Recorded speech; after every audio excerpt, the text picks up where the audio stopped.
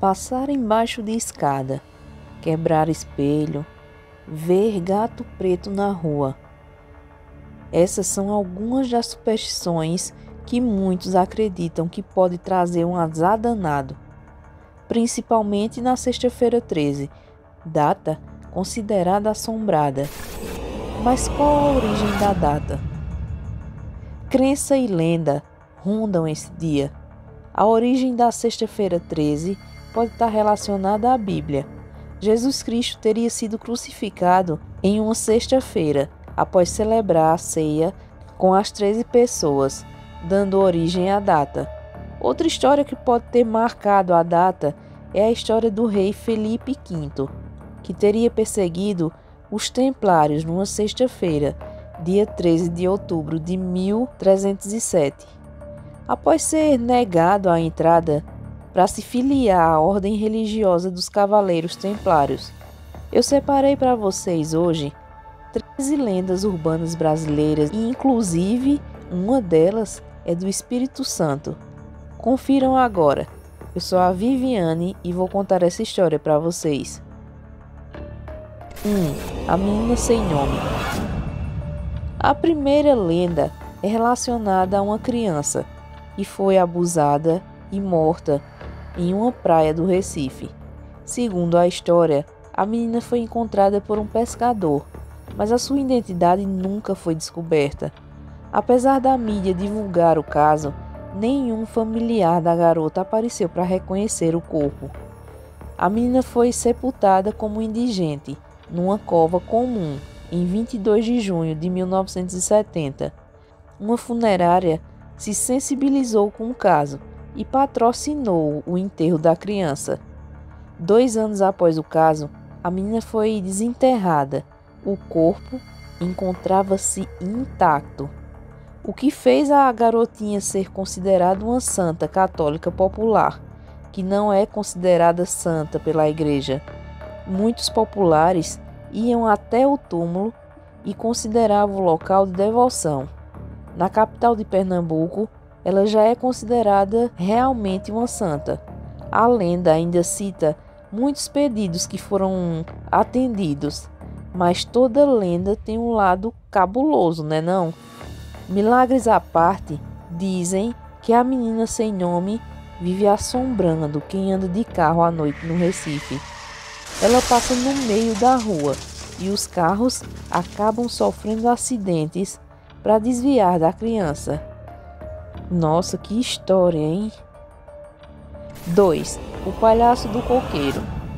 A história que aconteceu no bairro Janga, em Paulista, Pernambuco, conta que havia um palhaço muito famoso na cidade, conhecido por tirar gargalhadas de todos. Esse mesmo palhaço tinha um filho, e o seu maior sonho era se tornar palhaço também, igual ao pai. Contudo, ele não teve o mesmo sucesso e não conseguia fazer ninguém rir. Frustrado e muito abalado, o menino enlouqueceu e fugiu do circo.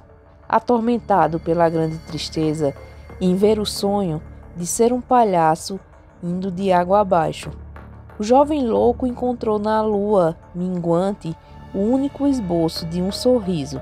Desde então, sempre quando era noite de lua minguante, ele subia em um coqueiro para apreciar o grande sorriso lunar, bem de perto.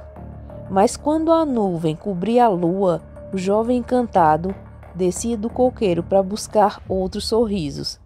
Quando ele encontrava alguém, o jovem começava a fazer palhaçadas, sem graça.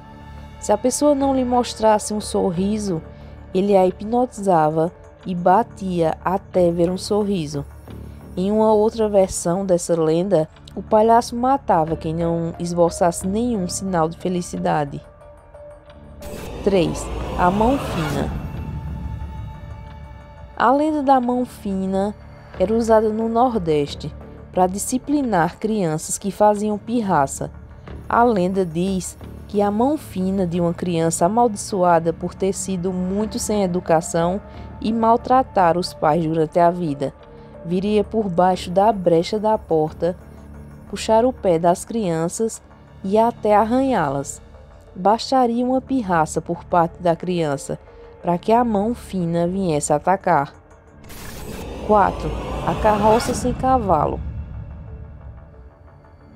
Conta-se que em noites frias de inverno descia um forte nevoeiro trazido pelo mar. E nessa noite ouvia-se muitos barulhos estranhos. Os moradores da cidade de São Francisco, que é a cidade mais antiga de Santa Catarina, eram acordados de madrugada com um barulho perturbador. Ao abrirem a janela da casa, os moradores se assustavam com a cena. Eles viam uma carroça andando sem cavalo e sem ninguém puxando. Ela andava sozinha. Na carroça havia objetos barulhentos, como panelas, bules, inclusive alguns objetos amarrados do lado de fora da carroça. O medo dominou a pequena cidade. A lenda ainda diz que um carroceiro foi morto a coices pelo seu cavalo, por maltratar o animal.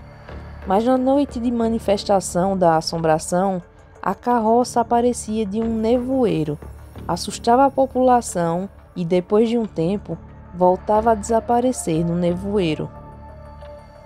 5. A perna cabeluda.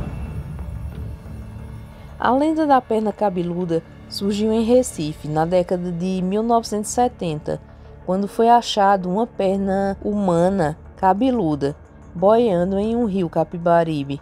A história diz que a perna mal assombrada corria atrás das pessoas nas ruas da capital pernambucana, tudo avalizado pelo depoimento de testemunhas que afirmavam terem sido perseguidas por ela. A criatura assustadora rondava e aterrorizava os desavisados que passeavam à noite em lugares ermos e ruas desertas do Recife. Segundo a lenda, quem teve o azar de encontrar a criatura pela rua trata-se de uma perna coberta de pelos asquerosos, que parece ter vida própria e se desloca em pulos. A perna ainda costumava atingir as pessoas com poderosos chutes, golpes precisos, que na maioria das vezes atingiam o traseiro das vítimas. 6. A bruxa de Curitiba.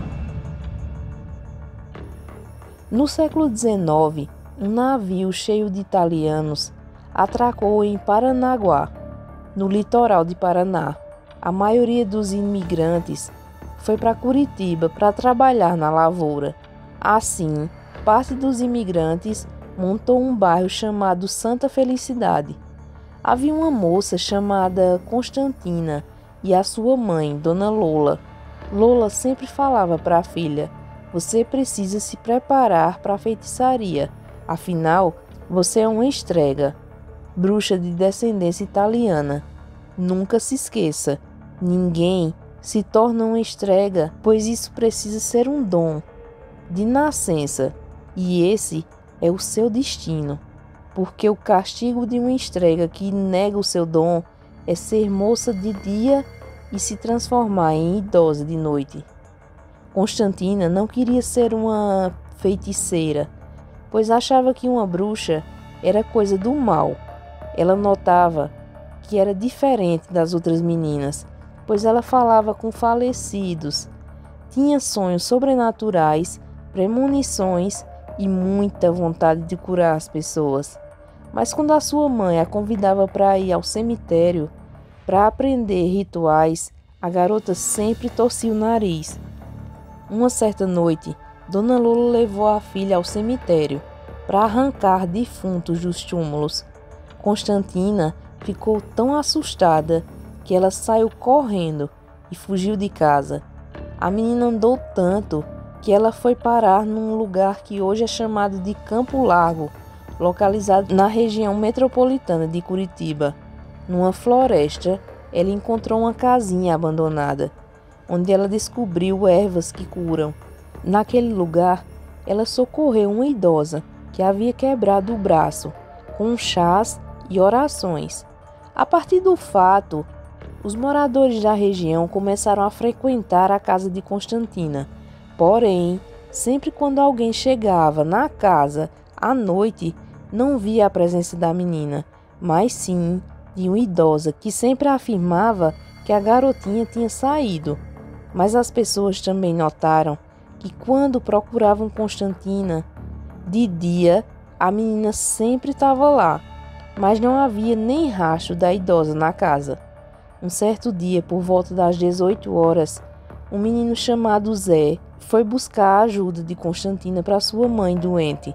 Então, ele colocou a cabeça na janela e viu a garotinha virar uma velha. O menino saiu correndo, assustado, e contou para todo mundo. 7. Sedutora da curva. Um certo senhor estava indo para casa tarde da noite, quando não tinha mais ônibus circulando na região. Ele tinha tomado umas a mais. Mesmo com a visão um pouco embaçada, ele conseguiu enxergar uma mulher na curva.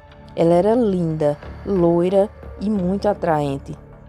A mulher se aproximou do sujeito e perguntou se ele tinha um cigarro. O homem disse que não, mas a conversa não parou por aí. Depois de uma longa conversa, pintou o clima de paquera e o desavisado senhor passou a mão na perna dela. Ele percebeu que ela era magra demais. Na verdade, só tinha ossos. O homem olhou bem mais de perto o rosto da mulher e viu uma caveira. Desesperado, ele saiu correndo e só parou na porta de casa. 8. A mulher emparedada. Jaime Favaz era dono de uma loja que funcionava no térreo do sobrado na Rua Nova, em um endereço nobre do Recife. Ele era um homem muito grosseiro e vingativo. Um dia, Jaime descobriu que Clotilde, a única filha, tinha engravidado de um homem sedutor chamado Leonardo. Para completar a confusão, ele descobriu também que Leonardo era amante da sua esposa, Josefina. Jaime manda matar o amante. Josefina enlouquece e ele tenta casar a filha com o sobrinho. Como o rapaz não aceitou, ele colocou a filha num macabro castigo, a amarrou com cordas, cobriu com lençóis brancos e a colocou no banheiro do sobrado, com a ajuda de um comparsa. Jaime forçou um pedreiro a fechar a porta do banheiro com tijolos. Após passar 3 anos em Portugal, Jaime voltou para o Brasil para morar em cima do sobrado, onde colocou a filha emparedada. O casarão era atormentado por gemidos tenebrosos e por uma figura branca e vaporosa da filha. Até hoje, testemunhas garantem ter visto a aparição no prédio comercial da Rua Nova. No mesmo local, ocorriam fenômenos inexplicáveis, como móveis sendo arrastados por mãos invisíveis, soturnas batidas nas paredes, além de ser ouvido um choro lamentoso que seria da emparedada. 9. O fantasma de Teresa Bicuda. Teresa Bicuda era uma moça malvada que maltratava a mãe de todas as formas. Colocava a idosa para mendigar na rua, batia nela e a humilhava. A maldade chegou no extremo. Teresa colocou um freio de cavalo na boca da mãe, montou nela e saiu cavalgando, em frente de todos que passavam na rua. A pobre mulher morreu, mas antes excomungou a filha desnaturada. No meio de religiosos e de extrema moralidade da antiga vila de Jaraguá, Teresa Bicuda era uma aberração social. Descrente, nunca visitava uma igreja. Quando passava em frente de alguma, ela virava o rosto e praguejava baixinho. Trabalhava aos domingos para que o povo visse que não respeitaria as tradições eclesiásticas. Um dia, Teresa morreu. Ela foi enterrada na capela do Rosário, sem cerimônia preliminar, mas uma lágrima surgiu de um olho. Por 3 noites consecutivas, ao soar da meia-noite, a população ouvia medrosa os gritos que soltava Teresa pedindo que retirasse o seu corpo de dentro da capelinha. À meia-noite em ponto, ela saía do túmulo e percorria as ruas quietas da vila, gritando desesperadamente. Os moradores viam um imenso vulto branco correndo, deixando cair das suas vestes sujas línguas de fogo que enchiam o ar de cheiro desagradável de enxofre. O povo quis pôr um fim no sofrimento. Eles exumaram Teresa bicuda e levaram o corpo já em vermes para a Serra de Jaraguá, em um lugar pedregoso, e jogaram. Um forte cheiro de enxofre encheu o mar. No local, nunca mais nasceu uma planta, mas também Teresa bicuda não aterrorizou mais com seus gritos os moradores da pacata população jaraguaense. 10. Túmulo da criança afogada, em 1923, enche de água até hoje. Um fato curioso que chama a atenção até hoje da população capixaba é o caso da criança de 5 meses que morreu afogada dentro de uma bacia em 1923. A lenda conta que o túmulo de Maria Gilda enche de água há mais de 90 anos, mesmo em períodos longos de estiagem. O cemitério fica localizado em Santa Leopoldina. Maria Gilda nasceu em 4 de setembro de 1922 e morreu menos de 5 meses depois, no dia 19 de janeiro de 1923. A avó, Maria Zelinda, ao buscar uma toalha, teria deixado a criança sozinha em uma bacia e quando voltou, Maria Gilda já estava morta. A história da água permanente na parte oca do túmulo de Maria Gilda chamou a atenção de muitas pessoas, que consideravam o fato um milagre. Por muitos anos, caravanas foram feitas até Santa Leopoldina, com pessoas doentes em busca de cura. 11. A Missa dos Mortos. A lenda que aconteceu em Ouro Preto, em Minas Gerais, conta que o zelador e sacristão João Leite, que tomava conta da pequena igreja que ficava ao lado de um cemitério, estava deitado na cama, já de madrugada, quando ouviu um ruído na capela. Ele levantou-se da cama e se dirigiu até a igreja, onde avistou uma claridade anormal. Chegando na capela, ele ouviu vozes estranhas cantando "Deus nos salve", e o local repleto de fiéis, rezando junto com o padre, que estava com a nuca pelada, lisa e branca. Na época, os padres rezavam a missa de costas para os fiéis, toda a cerimônia era em latim. Os fiéis que encheram o local estavam vestidos de roupas pretas. O padre ficou assustado com o que estava vendo, quando reparou que os fiéis eram esqueletos que rezavam e entoavam cânticos religiosos. 12. A babá e o telefone. O jovem casal contratou uma babá para ficar com seus filhos, enquanto eles saíam. Depois de colocar as crianças para dormir, a babá desceu e foi para a sala assistir TV. O telefone tocou. Ela atendeu e uma voz disse: "Estou aqui em cima com as crianças. É melhor você vir aqui." Ela achou que fosse um trote e seguiu assistindo TV. O telefone tocou novamente. Entre gargalhadas, a mesma voz sinistra dizia: "Estou aqui em cima com as crianças. É melhor você vir aqui." Então a babá ligou para a telefonista e avisou sobre o trote. A telefonista aconselhou que ela ligasse para a polícia.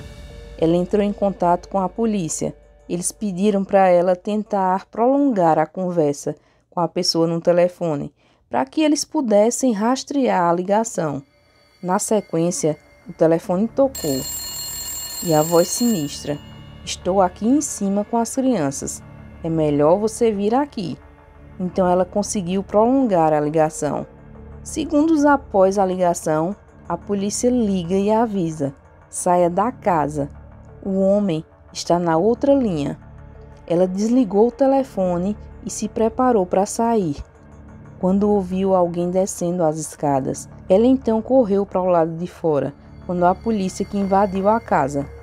Lá dentro, encontraram um homem coberto de sangue, com uma enorme faca. Ele entrou por alguma janela do andar de cima e matou as 2 crianças. A babá era a próxima vítima.